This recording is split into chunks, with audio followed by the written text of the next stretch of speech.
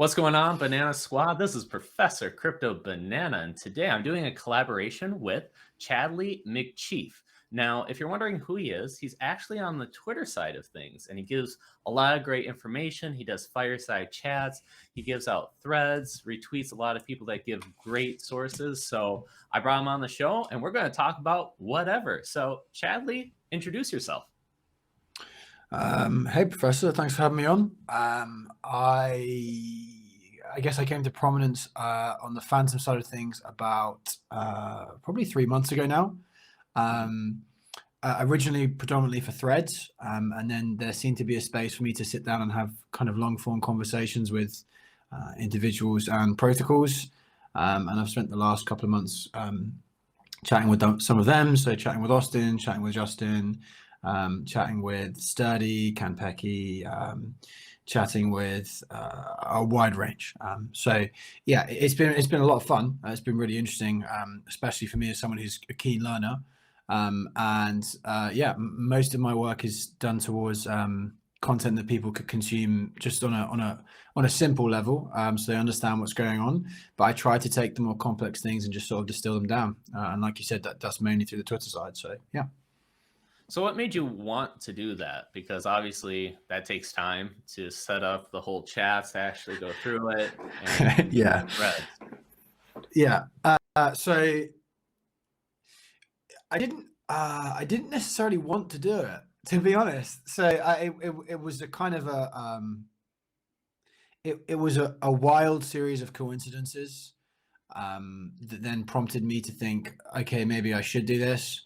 Outside of this, I spend some of my time lecturing anyway, and that means I have some kind of affinity for orating, and I just never really saw it translating to this, which had always been more of a hobby for me since sort of 2017.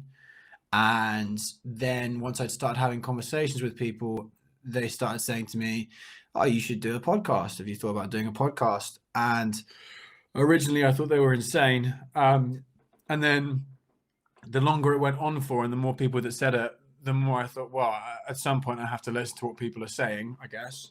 And maybe I should give it a spin and see if I enjoy it, right? So that's what I did. And then now it's kind of reached the point that it has on its own. It's got its own momentum. So yeah, never originally intended to do it. And didn't really want to initially either, but now I have a lot of fun with it. I do enjoy it. Anybody can make content and create stuff, but you mentioned that you got in at 2017, so that makes it seem like you've actually know a lot about the space. You've been here for a while. What's your background? I hopped into crypto, yeah, at the tail end of the 2017 bull run. It interested me in the same way that it interested everyone else then. Essentially, it was an exciting idea, and as someone who'd never seen an asset class do something as crazy as Bitcoin was doing in 2017, I then end up going down the road of finding all of these sort of wacky and wild altcoins, and essentially ending up with a bag of things that just cratered, right, and went to the absolute floor. Things that now wouldn't even be discussed, like Ripple, for example, or any of these coins at the time were supposed to be the second coming of Messiah. That was a fairly brutal learning curve, to be honest, but was a great way to start, because from that point forward it was sort of like, well, I know what rock bottom is and I can stand on that. So I kind of weathered through 2018, watched as Bitcoin slow crawled over 6K for 6 months or whatever it was, and then just completely collapsed, and watched everybody kind of lose their minds and reach the point where everyone was saying this was it, the end of crypto, when it got down to sort of 3K around that area, which of course now in hindsight, everybody looks back at that and goes, oh, what a great buying opportunity. And, 3K, wow. That seems like so far away now. Wherever we are now, I don't know where we are today, 40K around there. Right. So it seems like a phenomenally low price. At the time it was utter goblin town, and everybody was saying it was going to go to sub $1,000 again. And yeah, that was a brutal, way in. So Yeah. After the tail end of 2018, I then kind of became far more interested in Ethereum because I found out about smart contracts. And I ended up reading up a lot about that and became increasingly interested as a result of that in DeFi and the concept of DeFi. And I played around with, Compound and Aave and YFI and some of these protocols and YAM and these protocols that kind of popped up at the beginning phases of what became then, I guess, DeFi DeFi Summer 1, whatever it was called at the time, or what it would be called in retrospect. And then after that, maybe circa the end of 2020, when Ethereum had become just unusable, horrendously congested and just problematic. It just wasn't, as someone who wasn't already a bajillionaire because of crypto, that wasn't feasible for me, as I'm sure was true for a lot of other people. And so I started to look at other layer ones, and Fantom was one of those. And that was maybe 13 or 14 months ago now, I think, roughly.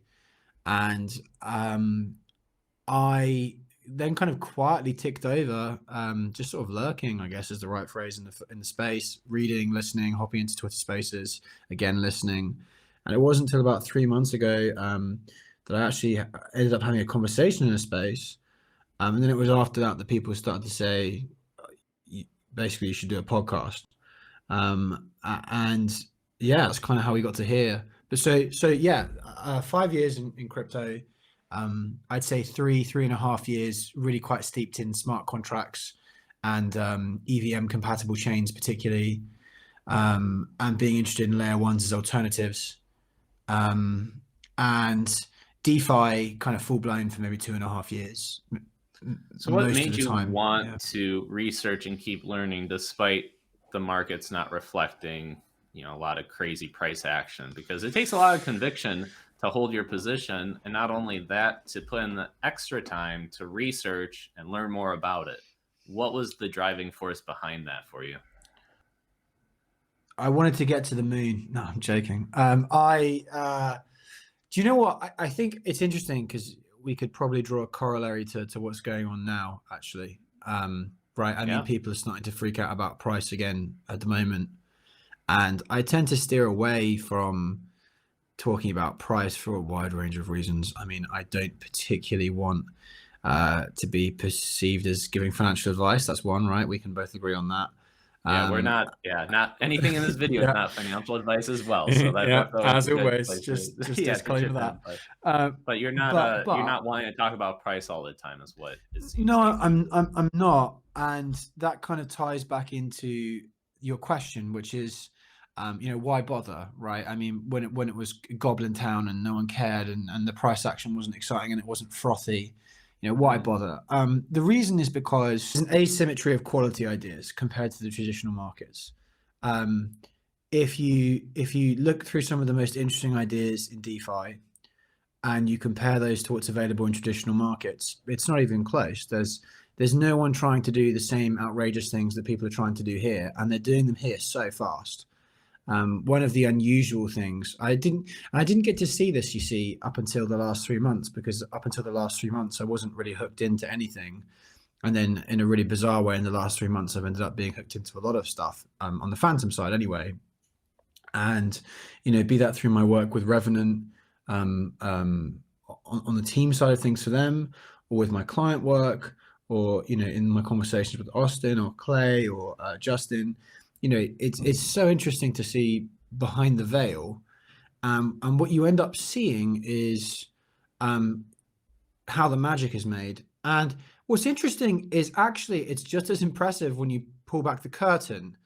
And the comparison I would make is, if I were to pull back the curtain on fractionalized banking in the real world, I don't think it would be as impressive at all. In fact, I think it would probably be quite grotesque. And that's unusual. And that's at least in part because of the immutability of it. So everything is what it says it is, and that can't be changed, especially once it's been shipped. And that presents its own problems sometimes. And that's been interesting talking about that with different developers. But I think my interest continued to burn for the space, despite the fact there was nothing particularly exciting going on with the price, because the ideas they're exciting, I guess. They're electric in a way that they're just not in other spaces. And I mean that now broadly, beyond just financial markets and stuff like that. I mean, just generally in my life, this is a very interesting space. So yeah, just interest, just a real fascination with, no way is this space going to carry on existing, right? There's no way. And here we are. So, yeah, it turns out it is going to stick around. Agreed. And the things that are happening on Fantom and what's being developed is like, whoa. It boggles my mind. That it's similar getting I always say a DeFi degree, because just put in half an hour every night, average it out, and you're going to learn a lot and be prepared, so that even if it is, let's say, something comes up on a different chain or a new project arrives on Fantom, you're already caught up. Like, you can pick up the puzzle pieces way faster, which I think that's probably the same with you, since you were able to already build up that knowledge with the smart contracts back in 2017. Does that help enable you to pick up what projects are doing when you have these fireside chats where you're like, okay, what are you planning on doing? Oh, you're planning on implementing this? Okay, I can quickly catch up, and extrapolate further. Yeah, for sure. You could see it as being like having a base level of language almost, right? So you have if you have the base level knowledge that we're discussing of smart contracts, of the kind of smart contracts you're going to find on the most popular type of DeFi protocols, then what you have is almost like the basic vocabulary you need to communicate. And then when people hop on with new exciting sentences, you can, to some degree, go, oh, I recognize bits of that sentence. That's similar to X and Y. Yeah, I kind of get what this is. Leave me a little bit more. Oh, right. Okay. So this is like that, but with a little tweak, or this is an evolution on that. But for sure, if you didn't have that basic knowledge, some of this stuff is bananas. There we go. I've got the pun in during the show. But some of the stuff is totally insane. I mean, even if you take some recent stuff, like if you take what Beethoven's been doing with boosted pools, good luck explaining that if you don't have some concept, for example, of IB tokens, right? If you don't understand what interest-bearing tokens are, where do you even start with that? So yeah, there's some basic principles that don't exist anywhere else that you must understand here to be able to access the more complicated narratives, for sure. Yeah. But I like the idea that this is similar to a language, right? Because you can, but the thing is, like, there are words, let's say 2000, that are most frequently used. And if you can acquire that, then everything else is much easier. So building up that foundation is difficult and can be overwhelming. But once you have the key words, the most important words, I feel like, to your point, it's much easier to then come up with across like little new concepts and be like, oh, okay, I can add on to it. So I like the way how you describe that. And you've done a great job of extending that metaphor there, because that is the way to extend that metaphor, is with the reference towards the 2000 most commonly used words. That's exactly correct. That's exactly correct what this is. So yeah, just I think that was a nice way to expand that metaphor. So looking at all the things that you're excited about from a broad perspective, what interests you the most, where you go, whoa, that is something I want to learn a lot more about? That's a good question. I don't mean this in a pedantic way at all. I think the low-hanging fruit here is probably financial NFTs. I think that would be a really common answer to this question, and I think it's a totally reasonable answer as well, which is why it's probably such a common answer. I do think financial NFTs are interesting. I'm not going to give that as my answer because I'm a stickler for trying to do something different. Well, the things that interest me the most are often problems that need to be solved. So the problem that I think will be most interesting to see solved, and therefore is the most interesting idea to discuss perhaps, is what will happen once we move into kind of like second phase or third phase, perhaps you might call it, but probably for Fantom protocols, kind of second phase maturity, where emissions are no longer as viable.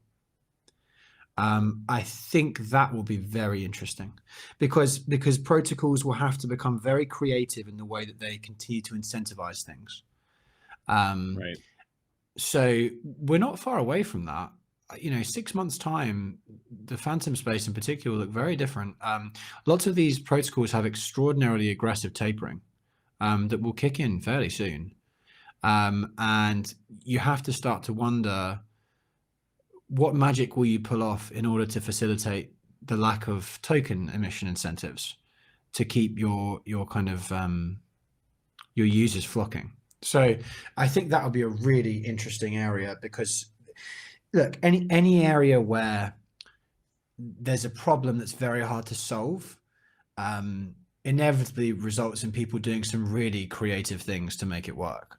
So there'll be some, I'm very curious to see what people do, particularly with their incentive models and their token models, especially if you couple that with the fact that many of them will probably have to launch new versions of their tokens to be able to facilitate that switch, right? Because the problem with tokens, obviously, is that originally tokens are built out, for the most part anyway, using immutable contracts, right? People are very wary, for obvious reasons, of upgradable contracts, particularly in DeFi. There's something that's kind of almost sinful about it in DeFi to have an upgradable contract. So it's interesting that you can't really pivot on a token model easily. You're going to have to relaunch the token. So I'm just very curious to see, you know, there are lots of protocols that laid out the equivalent of like 4-year plans with their token emissions. I wonder how many of them reach 4 years. I don't think many of them will, which means we're going to see a lot of movement over the next 6 to 12 months, I think, particularly with token models. And then as a result of that, really with the contracts as a whole. That would be my guess anyway. So I'm going to throw a lot right back at you. Feel free to pick up whatever you want to address. But what I'm hearing is that a lot of projects, in order to get the funds and to keep users, give the incentive model of the tokens. But in the next 6 months, things are going to dry up. It's going to get a little bit more challenging. So they bought themselves time, but now their back is against the wall, and they need to come up with creative solutions to either solve problems and or keep their user base. So it's going to be very interesting what they come up with, perhaps coming out with a new token model, and they have to at least provide a reason for people to stick around, which means solving the problems. Likewise, probably some projects aren't going to make the cut, and they already have a lot of funds. So perhaps those funds can migrate and go somewhere else, maybe to a different chain or maybe to different projects on Fantom. So that is what I'm picking up from what you just dropped down. What are your thoughts on that? The interesting part I might tease out of there is the Treasury part. That is an interesting conundrum. Let's say that the protocol part, that action just stops working. It's no longer viable. The emissions dry up and people don't want to use it anymore. There's no incentive for them to swap there, whatever it is. Well, now you have a treasury, and some of these treasuries are big. You know, there's a lot of money in these treasuries. What do you do with that? You know, and how do you fairly deal with that situation? Especially when it's probably going to be voted on by a DAO. So, you know, that creates a really interesting series of situations. And we're already seeing a lot of protocols that have treasuries that are kind of sat, I don't know if nascent is the right word, but they're not doing very much. And there's this kind of urge in DeFi always to be using your treasury for something, or like if you have liquid capital, it should be really in DeFi, right? It should be earning. So lots of these protocols are pivoting to put their treasuries. This will be a trend that continues, especially as we sort of veer into quote unquote what people are calling a bear market. You're going to see them trying to leverage their treasuries for a return. And that really means integrating their treasuries into DeFi. And there's some questions there about, is that ethical? You know, is it okay to be putting these treasuries into an even higher risk bracket by putting them into yield farms, et cetera, et cetera? And I think it's inevitable that people are going to do this. But what you're seeing really is these protocols are becoming almost FAAS equivalents. They're farming as a service because they're leveraging the treasuries. So I guess the broader question for the space is, how comfortable is everyone with all of these treasuries becoming farming as a service products, especially if they weren't originally designed for that? I don't know. Well, to extend off of that, it becomes, to what end? And I always look at what problem are you solving, right? Because if effectively these projects aren't really solving a problem and they're just moving their capital to another project that potentially is just, farming and not really solving a problem, you're just kicking the can down the road. You know what I'm saying? So eventually what I'd like to see is for the capital to move towards projects that are actually solving a problem. And one of the concepts that I've been thinking about, and I want to get your thoughts, is there has to be a way where crypto projects are addressing some of the problems and accessing the capital to the outside world. There has to be that bridge. Now, one of them, for example, could be, let's say, housing, being able to finance a house, mortgages, etc. And then having this capital, right, such as the Treasury that you just described, and then being able to leverage that money for, let's say, housing. Like, that's kind of interesting. People always go back to that in terms of, as a good investment, right? But could there be different areas, and are there different areas that crypto can address in the real world that are not being addressed, and all of a sudden that's a real business revenue model, as opposed to just farming and trying to get yield and figure it out and just trying to buy time. By actually fixing those problems and getting an actual business revenue, that solves the issue. So that's kind of what I'm hoping happens. But what are your thoughts on that? I'm going to some degree, answer your question, and then I'm going to pivot out of your question. The to some degree part is fundamentally the only real products that are making any kind of real revenue in DeFi right now are the ones that are accruing fees. That is the only model really that is making any palatable, not palatable, any tangible money. Other protocols, otherwise, it's not the same. There's not a clear revenue model there. Fees, they're a clear revenue model in my mind anyway, and some people might contest that, but that's the only one I see really. That's the king there. That's the one that's the kingmaker. If your protocol is being used a lot, you're accruing a lot of fees, then you're making revenue. It's real revenue. You can see the revenue, you can distribute the revenue, whatever. Sure. Does that mean that for other protocols that aren't making fees, they need to look elsewhere and potentially begin to bridge into the real world? Sure. Do I think that will be easy? No, I don't. Do I think that lots of protocols are attempting it? Yes, I do. Do I think that ultimately that is the pathway for DeFi here, is to kind of end up being some kind of hybrid with TradFi? I don't know. I honestly don't know. I don't think in its current form it could. I think there's kind of a desire for it too. I don't think that means it will. It's still not now palatable is the right word. It's still not palatable for TradFi yet, in my opinion. And you can also make the argument that maybe this is, at what point does it stop being DeFi if it's being injected into centralized kind of narratives? That'll be the other problem that gets kind of percolated up to the top here, I would imagine. But the flip side of that then is these DeFi projects that are accruing fees, only the strongest survive, and all the other ones are just trying to buy time, essentially, is what I'm gathering from this. I think the thing that's interesting there about what you're saying, and this was my kind of pivot out, was if you're running with the theory that the strongest survive, which I'm not saying is wrong, and maybe it's going to be like an 80-20 Pareto principle distribution where 80% of the spoils go to 20% of the protocols, and just like many other things in nature, this is how it plays out, the height of trees in the rainforest or whatever, but I wonder, in the model that you're talking about there, does that happen in part because of aggressive takeovers? Because we haven't really seen very much of that, right? Like, I haven't seen to the same degree yet, because you could do it, right? Hypothetically, you could do it. If you could get a vote through on a DAO for a protocol, and enough of the DAO voted for a hostile takeover, I don't know how that would work, but see, this is the problem with the treasuries is, when you said that the treasury revenue would flow through to the kind of the biggest winners, I just don't understand what format that would take, and whether or not it would look like aggressive mergers between companies in the TradFi world, and you kind of have these big protocols swallowing up smaller protocols that simply couldn't hack it anymore, but had an interesting thing, right? They want to integrate that code into their code base, whatever, I don't know. But That's an interesting idea. I don't think I've seen that yet. I've seen obviously recently stuff with Solidly and Deus, and OXDAO. Maybe you could kind of put that in that camp.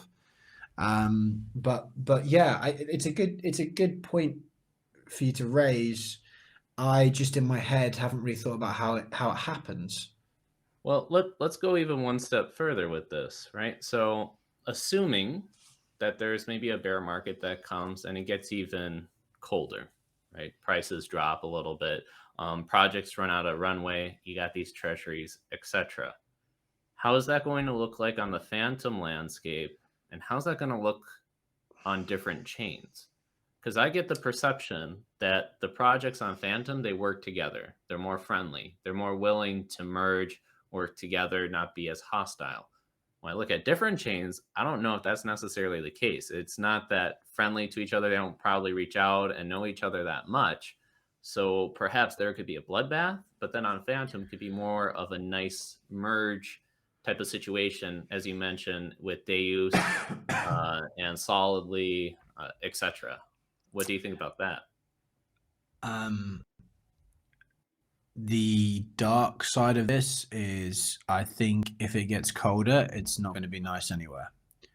To be honest, I think it may well be better on Fantom. You know, I've spoken before. The metaphor I've used is the idea that being on Fantom for lots of these protocols, the developers, is the equivalent of being in a community where other protocols are your neighbors, and you can pop by the house and say, how are the kids? And by the kids, you mean the protocol. And they, oh, yeah, we're building stuff over here. How are your kids? You know, oh, yeah, we're building stuff over here. Maybe we could have a play date. They can all meet up and build stuff together. You know, like there's quite a lot of that goes on. And that's kind of the feeling.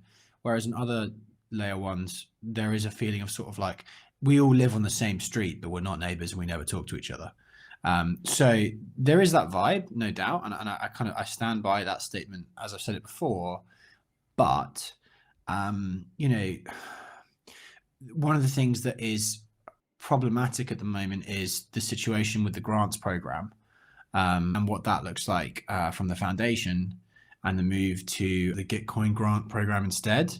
In terms of timing, right now, that is supremely discombobulating for lots of protocols on Fantom, because there was a reliability there. There was a kind of guarantee that if they were building, then they knew they had some kind of revenue stream from the grants. That is gone now. You know, there's a different process they're going to have to go through to get a Gitcoin grant, and at the moment it looks like that's probably going to have to be on Ethereum, which is wild. I can't see that going well, because everything functions over there for the Gitcoin grant program at the moment. And if I'm wrong, I'm sure someone will correct me. But if that is the case, that's problematic. So, like I said, if it does get colder, which it might, you know, again, I'm not a soothsayer or a financial advisor, and I have no way of predicting what the market's going to do. Then I suspect it's going to be tough on everyone. And actually, this is why there's been so much discussion recently about the role the foundation should play moving forward. And I think that's where the disconnect is around real transparency about this. If there's going to be some kind of grant program, it needs to be consistent and accessible, and people need to have some sense that it's going to sustain. Otherwise, it's very hard to, you know, for protocols that are saying they're going to build on Fantom for years, they need that reliability. So at the moment, I think that's one of the reasons there's such a large amount of discontentment.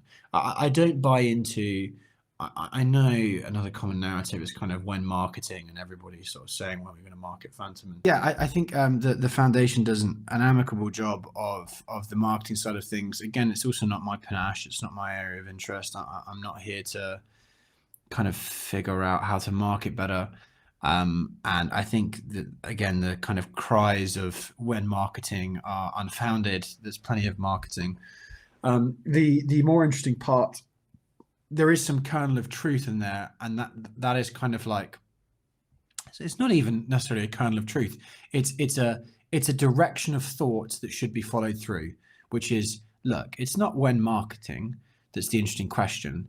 The question is, what does Fantom want to market itself once we get past fast and cheap? That's the interesting question, because there's plenty of other layer ones that are fast and cheap. They have their issues, but there are layer twos that are fast and cheap as well. So, you know, fast and cheap alone is not the full package, I don't think, at this point. So that is the discussion. And I think that discussion is being had pretty robustly at the moment. At the same time, going down to, let's say talking about a crypto winter, it's very easy to then all of a sudden point fingers and blame, saying, well, the reason why we're not doing so well is because this project over here or this foundation over there should have done more marketing, whatever. But at the end of the day, if things go down, things are going down, and people are going to point fingers, and it gets rough. You know what I'm saying? And it's in a way, it's beneficial because it's a way to improve. And I do believe that probably the stronger do survive. So then it's the question of what can be done to improve, but at the same time, not get too hostile towards each other and just say, yeah, this is it. But likewise, having clear communication, direction, and plan going forward, regardless of what happens, is always very nice, regardless if you're an investor, if you're a project looking to develop on Fantom, or just looking for guidance in general. Even as like educators such as ourselves, I think all those play an important factor. Yeah. And this is tricky for the foundation. I think that is an area that needs some work, is the communication side. What I mean by that is, I'll caveat that with the fact that I do think the communication side is hard. There's so much that could be talked about all the time, and it's figuring out what's worth kind of giving a much larger voice, because the foundation is essentially a megaphone.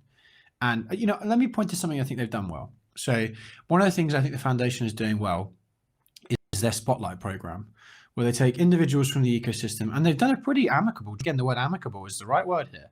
They've done a pretty amicable, reasonable, curious, genuinely interested job of picking out individuals from the ecosystem who aren't just kind of like on the surface, because there's more obvious people you could pick out. I mean, the most obvious person would be Austin, for example, right? They could interview Austin every couple of weeks, and Austin would be great, because Austin is great. But, one of the things Austin often does is he points out he wants to defer a lot of this space, again, on his part, quite altruistically, really, to other people. The foundation, however, is not just selecting Austin or people with 10,000 followers or 5,000 followers or even 1,000 followers.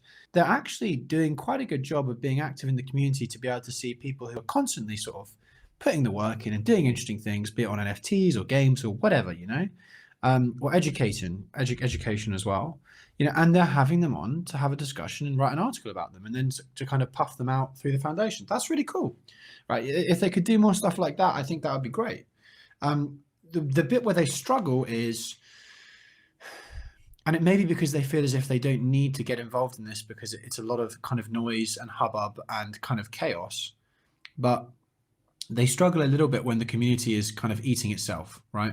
So, again, often when the market conditions aren't great, and that must be frustrating for them too, because, an observation they can make is this is all fine up until the price goes down.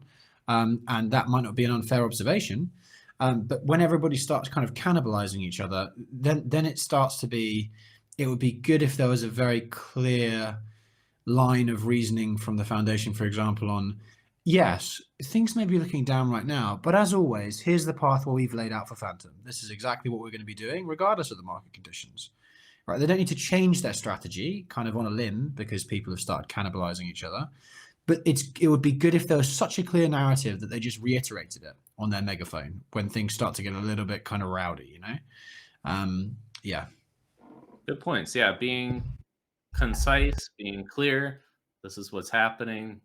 I can definitely agree with that, regardless of whatever direction they want to take. But when people are left kind of, what was it in the Batman movie with the Joker, where as long as things are going according to plan, good or bad, people are more chill. But when things are up in the air and they don't know what's going on, that's when people everyone loses their minds. Yeah. So just at least having a plan saying, this is where we're going, this is the plan, stay with us, or, do whatever you want to do. I think that would be a really great path forward, because even just hearing, let's say, Fantom Unchained, I love hearing Fantom Unchained, all the information that they provide. Oh my gosh, definitely watch it. If you don't know what I'm talking about, I should leave a link in the description. But one thing that I do see as a pattern is there's a lot of discussion. You know what? This is what they should do. This is something that we could do. Have we considered this X, Y, and Z? But I'm the type of person that it's nice to evaluate and think, but I also want action.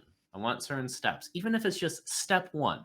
Just show me that it's happening rather than just talking about it. So that's my only request. And rather than, let's say, criticize, I also want to do something about it. So you'll see me be active in the community, say like, okay, guys, let's try to do this. Now, it could be wrong, could blow up in my face, but at least I'm taking the steps forward to make things happen. So, that's what I'm doing. And I'm sure you're doing as well. So that is my primary focus as of right now, which I'll let you comment on that, but then also transition to, it's kind of sad when people talk about the bear market, or things are getting cold, and oh man, the Pareto's principle of 80-20 and the strongest survive. But I'm pretty sure that there are really good benefits to a bear market. It may not seem like it, but how do you flip a negative into a positive?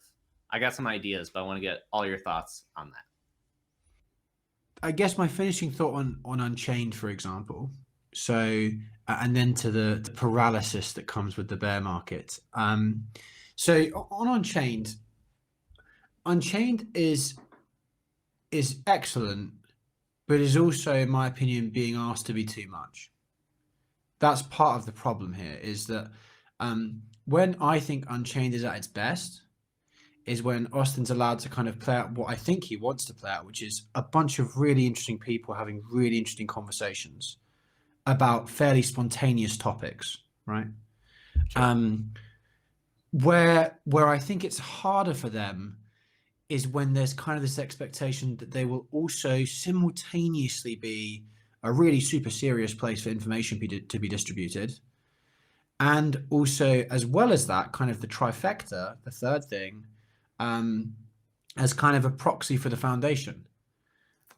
That's a very hard position to be in, because, even in the same way, like, Austin's spoken before about the fact that he likes having the reel at the start with Hard Rock Nick. Yeah. Thank you. Yeah. Right. So Austin likes those kind of those eccentric flares, right? He likes having that. The show's something he's built, and it's personal to him, and it's free. He's not getting paid to do so, Exactly, but it has its own personality, is my point, right? And there is some kind of obvious like frustration that will, of course, kick in when it's like, well, you can't necessarily then expect that show all the time to proxy for really super serious messages from like the foundation, or just kind of to have to constantly amplify super serious messages for the community, which requires a more kind of anesthetized, deadpan approach, which is hard for the show. So to me, is that an unfair expectation then? That is a responsibility that's being put on Fantom Unchained, and as a result, how did they get out of that? I do think it's an unfair expectation. I think they do a phenomenal job, despite the fact they have this unfair expectation. But the only way to kind of unload them with some of this extra responsibility they have, beyond just being a great show of people talking, is for the foundation, for example, to run their own show where they divulge information like this in a more kind of streamlined, it's a bit more professional. There's not as much kind of spontaneous conversation. It's more like, here's your update for the week from the foundation. I'm, whoever. You got your professional version from the Fantom Foundation, and then Fantom Unchained is just the lose, have fun conversation, kind of the Kobe style version of Up Only. And I believe in my interview with Austin, he described just that. Like, that's kind of what he wants to be more geared towards moving forward. Yeah. And like, yes, I do think so. But again, kind of with the addendum there that, Unchained can do the professional stuff. These guys are really smart, right? They know what they're talking about. My point is to have them feel as if they have to do that every time on a show that was not intended for that style originally, I don't think. And Austin can speak to this better than I can, but I really like how you broke that down. But then I'm going to circle back to say, what are actionable steps that could be taken? Because a lot of people have great ideas for potentially what the foundation can do and what the community is doing. But how does one take a step forward to say, Fantom Foundation, let's get the ball rolling. Can we get a message or reply? Can we make this happen? So I think the ball is already rolling. I know there are conversations that are happening, and unsurprisingly, you know, Austin is actively taking a really large role in doing his best to facilitate the right conversations. And I'm sure there'll be more about that over the coming weeks. But that is that starting point you're looking for. So that's happening, right? There are conversations that are being had.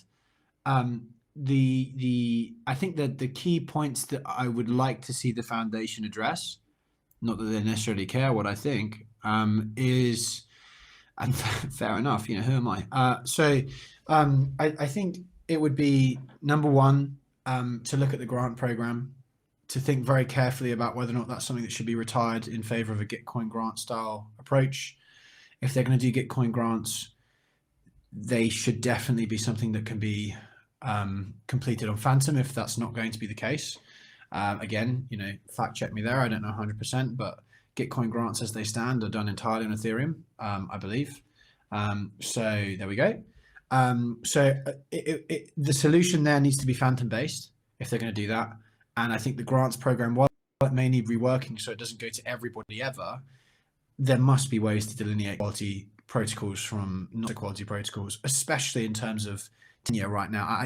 Even if there was just a program put in place almost rewarding those protocols who have clearly put in the time to build something massive on Fantom together, I think that would be a good short-term solution. Just to say to them, we want you to be here for another year. Thank you for the first year. We want you to be here for another year. Here's something to help you along the way. I think that'd be taken extraordinarily well and would help us to maintain a lot of the large talent that we have at the moment. My concern is really about a big migration of developer talent. That would be my concern, because Fantom has done so many interesting things in DeFi only because there are so many talent-rich teams who are currently building here, and they need to be paid. You know, that is part of that equation. Maybe people don't like that, but that's just simply true. To add on to that, though, I definitely agree. Austin is just incredible, phenomenal, especially with how much he's taking the burden on his shoulders and trying to push forward. Likewise, I think he's just one person, and there's only so much he can do and so fast. And when things are starting to bleed out, I think that time is really critical. So even though Austin can be going as fast as he can, if there's a long gap in time, that could be a lot of people that migrate, a lot of projects that migrate, and that can do a lot of lost potential. So looking forward, the first thought that pops into my head is there something that the community can do to be its own megaphone to say, hey guys, we really are wanting this to happen. What can we do to help push this forward? Or at least this is our voice. Please hear us. Please make some moves. I think that one's a bit more complicated. The short term, as I mentioned before, the grant program is something that, if that's looked at, that could do wonders to sort of the developer sentiment. Broader question of what the community can be doing. Well, if I want to give concrete examples because that's what you've asked for. So I don't want to kind of lean too much into kind of the wishy-washy, everybody needs to be nice to each other and try and get things done. That stands. I mean, that's always good, right? People should be nice to each other. That's a good rule for life. Yeah. You know, generally that's not a bad thing. But if I were to think about what the community could specifically be doing, I'm a big fan of the exciting smaller voices that are kind of pushing their way up to the top now. I like that more people are willing to try to create content.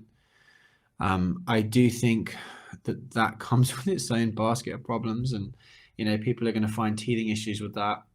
I also think that, you know, trying to steer the community away from the bad incentive models that I've spoken about before is a net good thing. I think that you can't remove all of those bad incentive models because of the nature of the beast. So there's always going to some degree be content creators who are more kind of the classic influencer model, where it is kind of pay for play and there's a lot of shilling and people are just talking about things that they're paid to talk about. Mm-hmm. You know, I think you're a good example of someone to whom, you know, to your credit, where You spent a lot of time producing content that clearly, you know, it takes a lot for you to do it. And again, your model isn't a bad incentive model. So even though it might, I'm sure at times, be kind of tempting, you know, because this stuff does happen prolifically. So I think for the community, I hope that this kind of, and I like what you've done as well with your Discord too. I think that this cool wave of interested people who want to educate and build content, and to try to do that in a kind of, honorable is the wrong word, but some variation of that way, would be net good for the community. I think if you look across other chains, this isn't true of every chain, they're selling their plot of land to the highest bidder to sort of place their signs there, you know? And I don't think that model is healthy. And I think everybody's being lied to some extent in that echo chamber. Whereas here, I think generally, whilst people have different opinions, most people are telling the truth. It would be good if we could keep that at that place, or even shift the percentage more in that direction.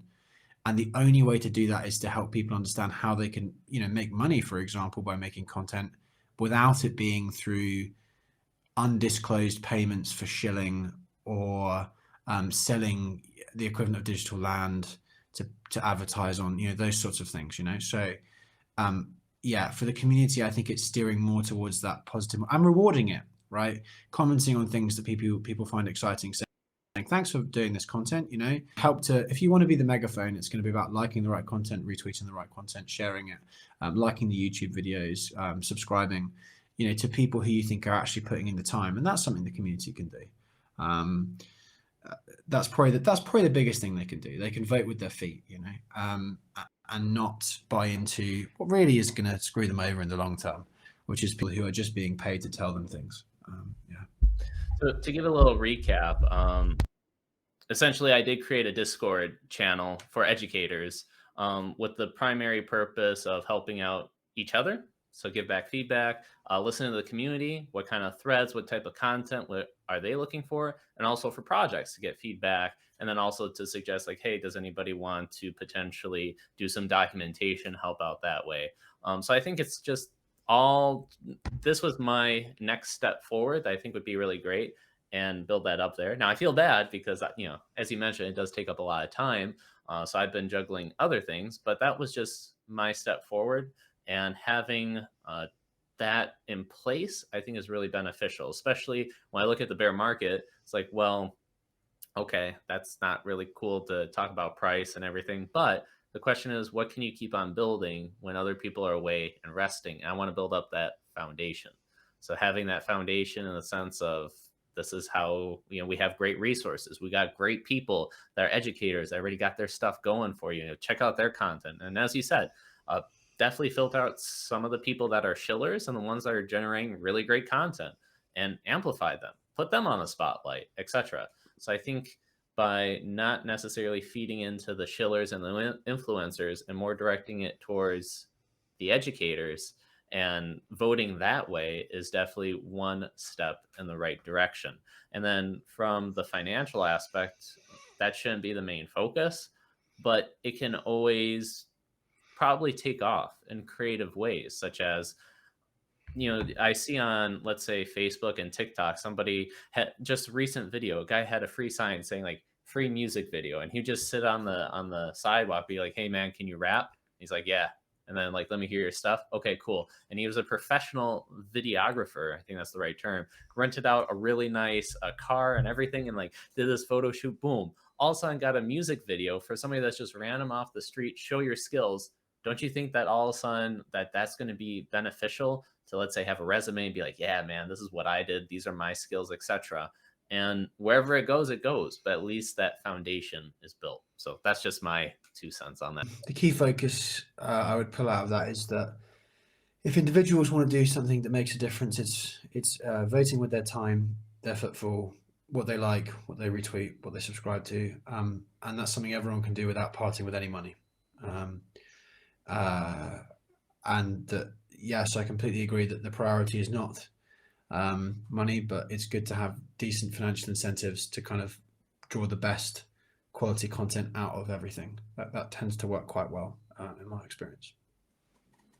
So it's getting a little bit longer into the video, but is there any topic, Chadley, that you want to discuss? It's like, man, I could talk about this all day, and you want to drop some of that down.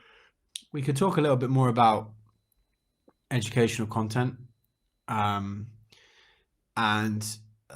know, one of the interesting things that I do, particularly in my client work, is I work with protocols, you know, one-on-one on whatever kind of communication area they want to fix or improve or level up, or however you want to phrase it. And there are so many pieces of content in DeFi generally, broadly, that just aren't great.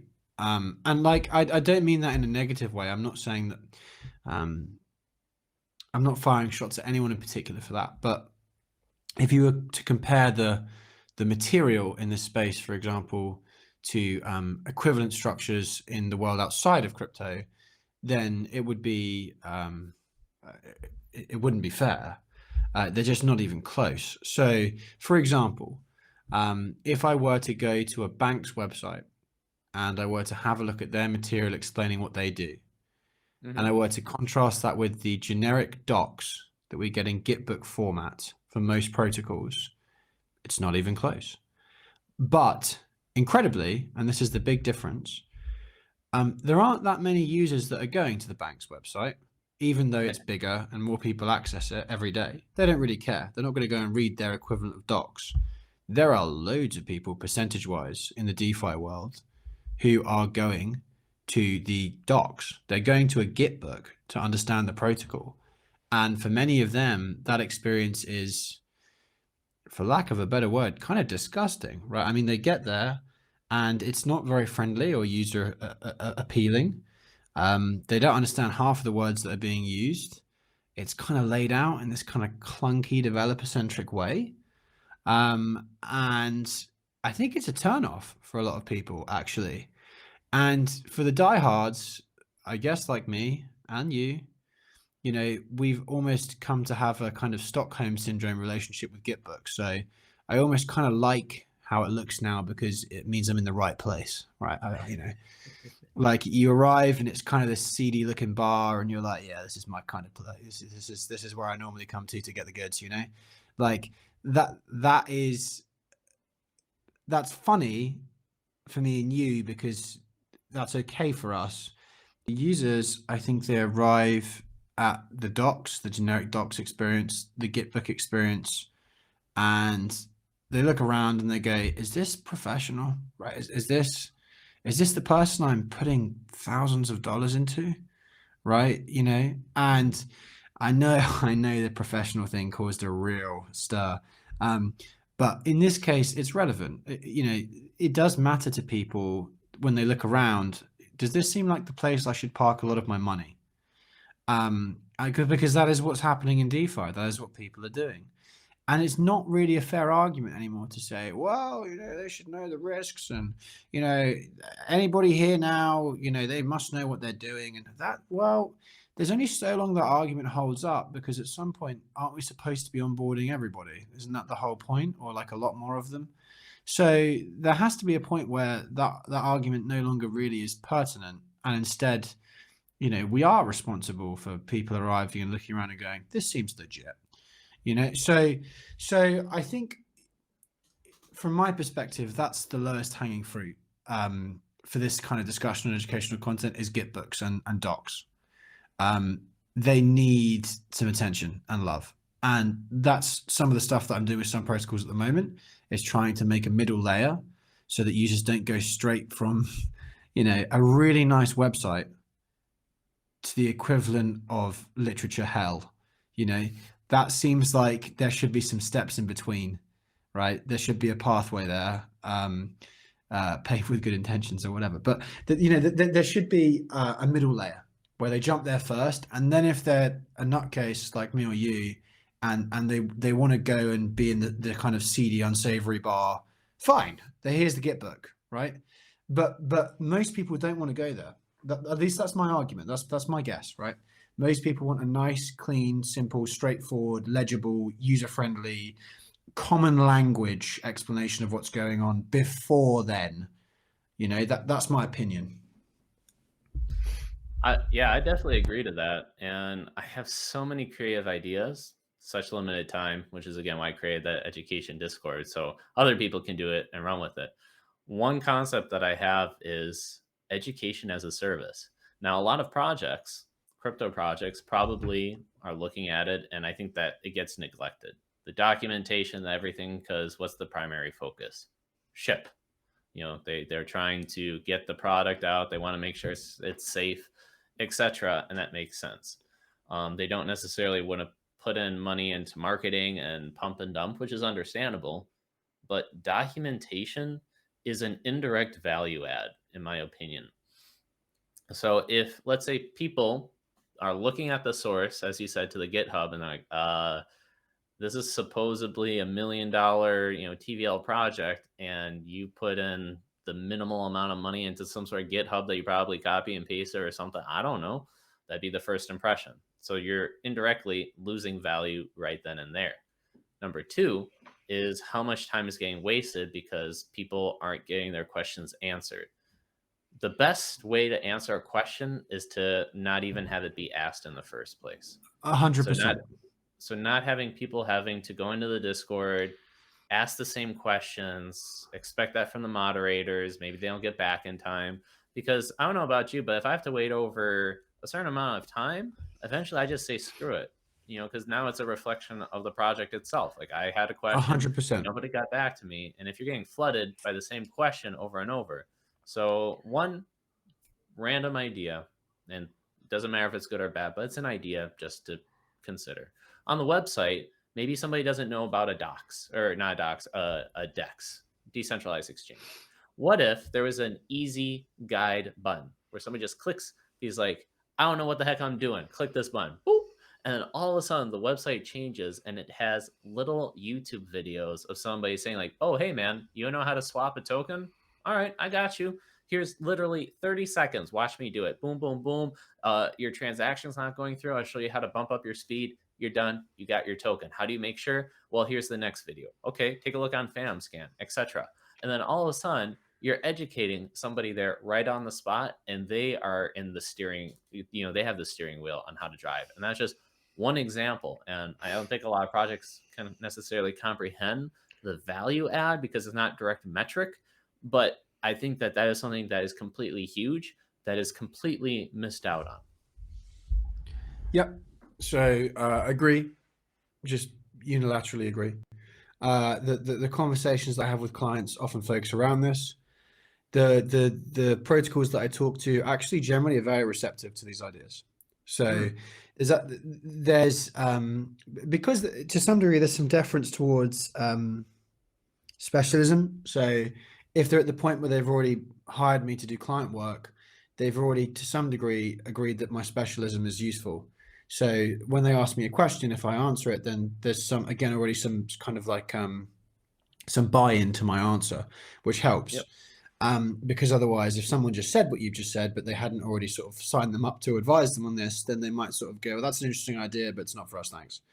Whereas because I'm already there consulting, it's, yeah, okay, well, we could give that a go. We'll see how it rolls out. And actually, very similar to what you've spoken about there, that middle layer stuff, which is what I've been referring to it as in my client talks and here now as well. The middle layer stuff is, again, just it's right there. You could do it, and it would make such a big difference for users. So I think that one's inevitable if protocols want to, again, onboard more than the most hardcore of the hardcore. That is just a requirement. There's lots of little things like that are true, and each of them will require probably someone to sit down whose job it is to fix those in a way that is useful for the user. And again, some protocols are doing this. I would look at like the Byte Masons. They have a whole sort of section that's at the moment in their group that's dedicated towards producing Learn, and that's a good example of accessible content that's well thought out. And Beethoven also has a pretty good content stable that's kind of being produced regularly. I think, again, it's more about up leveling that across the board for lots of protocols generally would make a big difference and make everything much more savory for the general user. And a good example is the middle layer for things like the docs. That's a good example. That's why I've raised that initially. That is where I would start for most people. The notion of then embedding that in a clear way, yes, that's the next logical step. Where do you put it, right? But like I said, I actually think protocols have been very receptive to this so far. I think you'll see some solutions popping up over the next couple of months. There's certainly some that I've been working on. So maybe some of those will be rolling out soon from some of the clients that I work with. That'd be a great example. So do you have a LLC and then, these projects, like how did you get into such a position where projects are receptive, they're seeking out your consultation? No, not an LLC. At this point, I just work for myself. So it would be self-employed technically, I guess. It's not self-employed because I'm also employed, but it's a secondary form of income that would count as self-employed. Mhm. So haven't turned it into or registered a company associated with it. Instead, I guess I'm a sole trader. I guess that would be the technical term or something equivalent to that. Different for different countries, of course. But in terms of the positioning, again, just a really weird one. I mean, what I encourage content creators to do is, it might be that you need to build a product for free first that people are interested in. For me, again, bearing in mind all of this is kind of scattershot and none of it was planned out. So take that with a grain of salt. If I am a model for success, it was totally unintentional, which means I'm probably not the best one to plan around. But Fantom Fireside Chats and the podcast is the flagship product that I produce, probably alongside the weekly updates now, I guess, as well. People seem to really like those, where I do the weekly roundup and I put everything together into a really clear thread. Mm-hmm. And those things are both free. Now, the Fireside Chats had this interesting side effect of I've now had an introduction with all those protocols because they've come on the show. And they have some notion of who I am because we've spoken for at least an hour. I tend to do a preamble first of about 15, 30 minutes. We talk then as well. And one of the inadvertent things that happens there is because I want to disclose to them that what I'm doing is above board and to be transparent about my incentive model, I explain to them there's no paying for any of this. They're not going to pay for the show. They're not going to pay for me tweeting about them. I don't want to be paid for any of that stuff. It's part of an influencer model that I don't like. But because I want to be transparent, I say, but I do client work, right? So I explain to them that is part of what I do. That's how I get paid. Otherwise, if I don't explain that to them, then they reasonably ask, well, how do you get paid? So I just want to be honest with people. So I explain what I do. I explain how I'm paid. And at that point, there are a number of protocols that will then say, tell me a bit more about the client work. And then we talk about the client work and I explain what I do, particularly from an educational perspective, crafting content, helping solve their problems, consulting with them on communications. And it's surprising the number of protocols that go, oh, can we talk about that a bit more after the show? Because this is an area that actually loads of them have gaps here, and many of them don't realize they have gaps until they hear that someone's doing it and they go, oh, actually we might need that. So that's how, really, quite organically. It's not foisted on anyone. I'm certainly not forcing it, but basically as part of my disclosure as to how I do make money before I get people on the show, that often ends with them inquiring more about it, and then we talk about it in detail and I see if I can offer them something that's useful for them. So yeah, I hope that answers your question. It does, yeah. So I'm gonna wrap this up, but then that brings up really something interesting, and this applies not only into crypto, especially educators, but just in general, if you're more of an entrepreneur.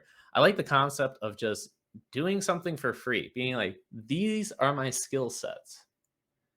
I brought up the example of the guy that did the free music videos. And right here, just now you discussed about how you do the fireside chats, how you do up some threads, etc. And people notice and go, wow, you got some good stuff. And you say, yep, that's awesome. Take a look at some of the stuff if I can help you out. And this is where I really like the creativity, where it's like you're not focus driven just like on price and selling and stuff, but you're just focused on providing value, showing your skills, and an indirect benefit is that people want more of your attention, more of your help, and it's mutually beneficial. So a lot of people can do that in crypto, but then can also get really creative and do that outside of crypto. So that's something that really excites me. But I'm gonna wrap up here. I'm gonna pull up your Twitter space right here so that people can see how to follow you. But any comments that you want to bring up before we get going? Just thanks. You know, it's nice to be. We spoke about this before. It's nice to be on the other side of the chair. It's interesting having people ask me my thoughts about things. That's odd. Continues to be odd to this day. Just if people want to have a go at doing some of this stuff, the best way to learn is to try. I know the space can be a bit unforgiving sometimes, but yeah, just have a go at different things and see what happens. And you know, I've had quite a few people do this already, but you know, people are welcome to at me or drop me a DM, and if I've got time, we can talk about stuff. You know, so yeah.